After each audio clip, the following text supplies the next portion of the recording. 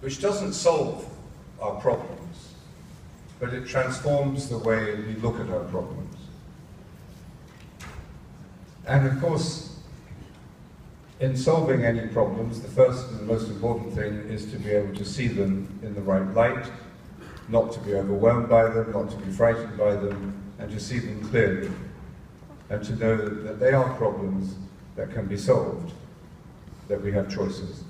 So I think meditation quite radically changes the way we look at the problems and issues in our lives. I realize maybe it does sound as if I'm saying it's the cure for everything, but it's not the cure for everything in that sense. But it does go to the very deep center of our humanity. It purifies the heart.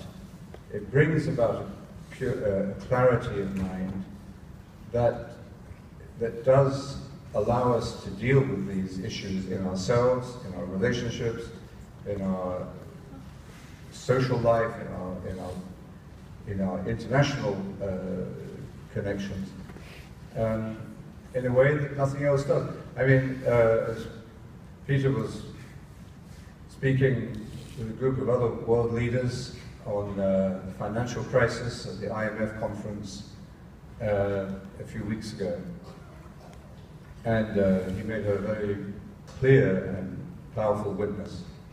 And the discussion at this conference was, which was unusual for the IMF, was the ethics of the financial world. And they all agreed, and this was the governor of the Bank of England and managing director of the IMF, these top leaders, along with Peter.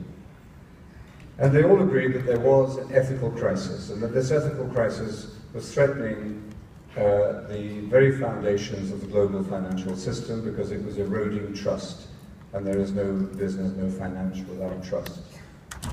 So they recognized this was a real danger. So what to do about this crisis? One solution was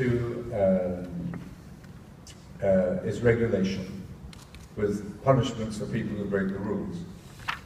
But they also recognize that, you know, that's what you buy, well, that's what you pay lawyers for, to get you around the regulations, or you just break them anyway. So regulations isn't enough.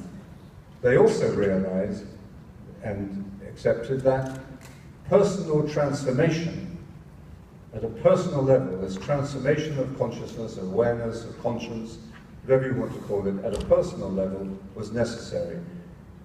And this could only come about through inspired leadership. Now this is precisely where meditation could play a very powerful role. In the, it will be introduced into the culture of the profession and of education and medicine and business and finance. As it enters into that culture through the witness of inspired leaders, then it brings about personal transformation. Of course, you also need regulations, but the regulations will be much more likely to work because there are individuals who have clear minds and are in touch with the basic ethical values. That's what meditation does.